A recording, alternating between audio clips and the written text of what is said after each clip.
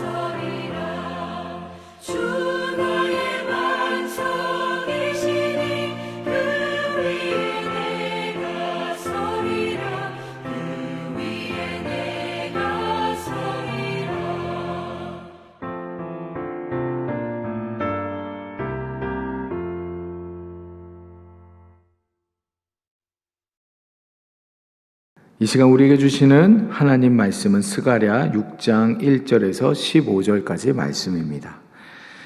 내가 또 눈을 들어 본즉 내 병거가 두 산 사이에서 나오는데 그 산은 구리산이더라.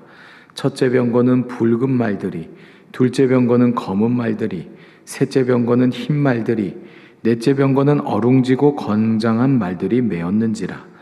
내가 내게 말하는 천사에게 물어 이르되 내 주여 이것들이 무엇이니까 하니 천사가 대답하여 이르되 이는 하늘의 내 바람인데 온 세상의 주 앞에 서 있다가 나가는 것이라 하더라.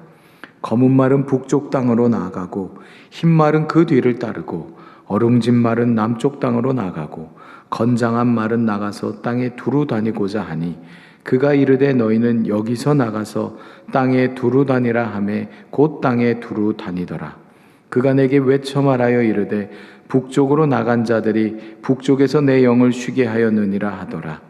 여호와의 말씀이 내게 임하여 이르시되 사로잡힌 자 가운데 바벨론에서부터 돌아온 헬데와 도비아와 여다야와 스바냐의 아들 요시아의 집에 들어갔나니 너는 이날에 그 집에 들어가서 그들에게서 받되 은과 금을 받아 면류관을 만들어 여호사닥의 아들 대제사장 여호수아의 머리에 씌우고 말하여 이르기를 만군의 여호와께서 이같이 말씀하시되 보라 싹이라 이름하는 사람이 자기 곳에서 돋아나서 여호와의 전을 건축하리라. 그가 여호와의 전을 건축하고 영광도 얻고 그 자리에 앉아서 다스릴 것이요 또 제사장이 자기 자리에 있으리니 이 둘 사이에 평화의 의논이 있으리라 하셨다 하고 그 면류관은 헬렘과 도비아와 여다야와 스바냐의 아들 헨을 기념하기 위하여 여호와의 전 안에 두라 하시니라. 먼데 사람들이 와서 여호와의 전을 건축하리니 만군의 여호와께서 나를 너희에게 보내신 줄을 너희가 알리라. 너희가 만일 너희의 하나님 여호와의 말씀을 들을진대 이같이 되리라. 아멘. 이것은 우리 주님의 말씀입니다. 오늘 본문에서 하나님께서는 예언자 스가랴에게 8번째이자 마지막 환상을 보여주십니다. 스가랴가 본 마지막 환상은요, 스가랴 1장 7절에서 17절에 나왔던 첫 번째 환상과 여러 가지 면에서 굉장히 상응하며 보다 더 확장된 모습처럼 보이기도 합니다. 두 환상 모두 세상을 두루 다니는 말들에 대해 묘사하며 하나님의 백성을 괴롭힌 이방 나라들에 대한 하나님의 심판을 말해 줍니다. 먼저 1절에서 3절을 다시 보시면 내가 또 눈을 불어 본즉 네 병거가 두 산 사이에서 나오는데 그 산은 구리산이더라. 첫째 병거는 붉은 말들이, 둘째 병거는 검은 말들이, 셋째 병거는 흰 말들이, 넷째 병거는 어룽지고 건장한 말들이 메었는지라. 스가랴는 구리 곧 노쇠로 된 두 산 사이에서 나오는 네 대의 병거를 봅니다. 구약에서 노쇠는요, 강함과 변하지 않음을 상징하곤 합니다. 강한 군사력을 보여주는 병거와 노쇠의 이미지는 하나님의 견고한 위엄과 권위를 보여준다 할 수 있으며 하나님 백성들을 향한 하나님의 계획이 얼마나 확고하고 흔들림이 없는지를 드러내 보여줍니다. 환상에 등장하는 각 병거는 건장해 보이는 붉은 말, 검은 말, 흰 말, 얼룩말들이 각기 한 팀을 이루어 끌고 있습니다. 성서에서 말과 병거는 종종 하나님의 심판 도구로 등장하는데 여기서도 마찬가지입니다. 천사는 이것들이 대체 무엇인지를 묻는 스가랴에게 다음과 같이 답을 합니다. 본문 4절로 5절인데요.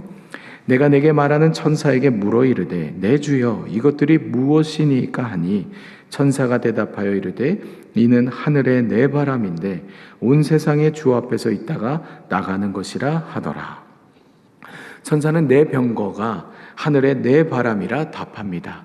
이들은 모두 온 세상을 다스리시는 이 주님 앞에 있다가 그분의 명령을 따라 세상으로 떠나는 자들입니다. 그래서 이어지는 환상을 보면 6절에서 7절인데요. 검은 말은 북쪽 땅으로 나가고 흰 말은 그 뒤를 따르고 어룽진 말은 남쪽 땅으로 나가고 건장한 말은 나가서 땅에 두루 다니고자 하니 그가 이르되 너희는 여기서 나가서 땅에 두루 다니라 하매 곧 땅에 두루 다니더라. 6절과 7절의 경우 번역본에 따라서 말들이 나간 방향이 다소 차이가 있습니다. 우리가 보고 있는 이 개역 개정 성서를 기준으로 보자면 검은 말과 흰 말은 북쪽으로, 얼룩말은 남쪽, 그리고 붉은 말은 언급이 되지 않죠. 단지 유다의 북쪽은 아수르와 바벨론이 있었고 남쪽에는 이집트가 위치해 있었습니다. 이들 모두 과거에 하나님의 백성을 억압하고 괴롭히던 이방의 나라들이죠. 고로 하나님은 환상을 통해 당신의 백성을 괴롭히던 열방에 대한 심판을 말해주고 계신 겁니다. 그리고 8절 그가 내게 외쳐 말하여 이르되 북쪽으로 나간 자들이 북쪽에서 내 영을 쉬게 하였느니라 하더라. 하나님께서는 스가랴에게 이 검은 말들이 당신의 마음을 시원하게 해주었다라고 말씀하십니다. 이는 검은 말들을 이끄는 병거가 유다의 북쪽에 위치한 적들에게 하나님의 심판을 선언함으로써 하나님의 공의가 실현되었음을 말해주고 있는 대목이죠. 이는 당시의 역사적 상황으로 보자면 바사 곧 페르시아가 바벨론을 정복함으로 얻게 된 일시적인 평화 상태를 의미합니다. 이 바사의 고레스 왕의 칙령으로 인하여 유다 공동체는 고국으로 귀환할 수 있었고 성전을 재건할 수 있었던 것이죠. 더 나아가 이는 마지막 때에 하나님의 백성이 누리게 될 완전한 평화와 영원한 안식을 의미하기도 합니다.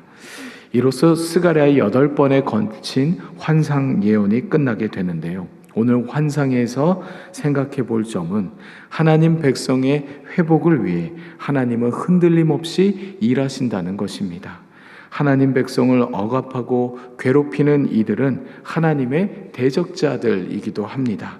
하나님은 그들을 좌시하시지 않을 것이며 하나님의 공의로운 심판이 그들에게 반드시 임할 것입니다. 그래서 이 땅의 억울한 자들의 눈물을 하나님이 친히 닦아 주실 것입니다. 성도는 이 같은 약속의 말씀을 붙들고 끝까지 하나님의 편에 서 있어야 할 것입니다. 당장의 유혹과 고난이 심하더라도 믿음을 잃지 않아야 합니다. 끝까지 인내하는 자만이 구원을 이룰 수 있습니다. 이제 이 환상 예언이 끝나고 남은 본문은 대제사장 여호수아와 관련된 말씀이 나오게 됩니다. 9절에서 11절까지 보시면 여호와의 말씀이 내게 임하여 이르시되 사로잡힌 자 가운데 바벨론에서부터 돌아온 헬데와 도비아와 여다야가 스바냐의 아들 요시아의 집에 들어갔나니 너는 이날에 그 집에 들어가서 그들에게서 받되 은과 금을 받아 면류관을 만들어 여호사닥의 아들 대제사장 여호수아의 머리에 씌우고 하나님은 스가랴에게 헬데, 도비야, 여다야에게 예물을 받아오라 명하십니다. 그리고 그들에게서 받은 은금으로 면류관을 만들어 대제사장 여호수아의 머리에 씌우라 하시죠. 여기서 면류관은 왕관을 뜻합니다. 왕관은 당연히 왕에게 쓰여야지 제사장에게 쓰일 수는 없습니다. 그러니 이 장면은 여지껏 보지 못했던 왕과 제사장직을 겸비한 메시아의 출현을 암시하고 있는 것이죠. 그에 대해 하나님께서는 이렇게 말씀하십니다. 12에서 13절 말하여 이르기를 만군의 여호와께서 이같이 말씀하시되 보라 싹이라 이름하는 사람이 자기 곳에서 돋아나서 여호와의 전을 건축하리라. 그가 여호와의 전을 건축하고 영광도 얻고 그 자리에 앉아서 다스릴 것이요 또 제사장이 자기 자리에 있으리니 이 둘 사이에 평화의 의논이 있으리라 하셨다 하고 하나님은 싹이라 불리는 인물에 대해 말씀하십니다. 그는 자기 자리에서 돋아나서 주의 성전을 건축하게 될 것입니다. 이미 스가랴 3장 8절에서 한번 언급된 바 있는 여호와의 종이라 불리는 싹은 하나님 백성 공동체를 회복할 메시아를 가리킵니다. 당시의 역사적 상황에서 보자면 유다 공동체의 정치 지도자인 스룹바벨로 추정이 되며 그 곁에 있는 제사장은 대제사장 여호수아를 지칭합니다. 하나님은 이 두 사람이 평화롭게 함께 동역하게 될 것을 예언하시는 것이죠. 더 나아가 이 장면은 궁극적으로 왕이자 제사장으로 오실 메시아의 이상적 통치를 우리에게 보여줍니다. 바로 온 세상의 왕이자 영원한 대제사장으로 오실 우리 주 예수 그리스도의 통치인 것이죠. 끝으로 14절과 15절 그 면류관은 헬렘과 도비아와 여다야와 스바냐의 아들 헨을 기념하기 위하여 여호와의 전 안에 두라 하시니라. 먼데 사람들이 와서 여호와의 전을 건축하리니 만군의 여호와께서 나를 너희에게 보내신 줄을 너희가 알리라. 너희가 만일 너희의 하나님 여호와의 말씀을 들을진대 이같이 되리라. 하나님은 당신의 백성 공동체가 당신의 말씀을 듣는다면 곧 순종한다면 먼 곳에서 사람들이 와서 성전 건축을 돕게 될 것이다 라고 말씀하십니다. 이는 당시 역사적 상황에서 아직 귀환하지 않은 포로들이 돌아와 성전 재건에 참여하게 되는 상황을 가리킵니다. 뿐만이 아니라 종말에 이루어질 하나님 백성 공동체의 온전한 회복을 의미한다 할 수 있습니다. 성도 여러분, 이처럼 오늘 본문에서 우리는 회복될 하나님 백성 공동체의 모습을 미리 내다 보았습니다. 하나님은 당신의 백성을 회복할 뜻을 가지고 계십니다. 이 뜻은 그 누구도 방해할 수 없으며 반드시 성취될 것입니다. 그러니 성도는 끝까지 믿음을 잃지 말아야 할 것입니다. 하나님 편에 붙어 있어야 하는 것이죠. 물론 회복의 역사는 저절로 이루어지는 것이 아닙니다. 본문 마지막 말씀처럼 너희가 만일 너희의 하나님 여호와의 말씀을 들을진대 이같이 되리라. 하나님 나라는 순종하는 백성들을 통해 건설될 것입니다. 성도는 하나님 말씀에 순종하는 사명자입니다. 그래서 직장과 가정, 교회와 사회 속에서 온 세상의 왕이자 영원한 대제사장 되시는 예수 그리스도를 전하고 그분의 통치에 순종하는 모습을 보여줄 수 있어야 할 것입니다. 우리는 하나님의 약속의 말씀, 너희가 순종하면 반드시 내가 회복하고 함께 할 것이라는 이 말씀을 붙들고 믿음의 삶을 살아낼 수 있어야 할 것입니다. 오늘 하루도 주님의 약속과 함께 신실한 삶을 살아내는 모두가 될 수 있기를 바랍니다. 하나님은 당신의 백성들의 편이 되어 주십니다. 그래서 우리를 죄와 사망에서 건져내시고 주님의 뜻에 순종하는 백성이 되기를 원하십니다. 이 같은 주님의 뜻을 잘 받들어 말씀에 순종하는 우리가 되게 해 주십시오. 하나님이 내려주시는 평화와 안식을 제대로 누리기 위해 우리도 맡은 바 사명을 충실하게 감당하게 하여 주십시오. 예수님의 이름으로 기도드립니다. 아멘. 하늘에 계신 우리 아버지, 아버지의 이름을 거룩하게 하시며 아버지의 나라가 오게 하시며 아버지의 뜻이 하늘에서와 같이 땅에서도 이루어지게 하소서.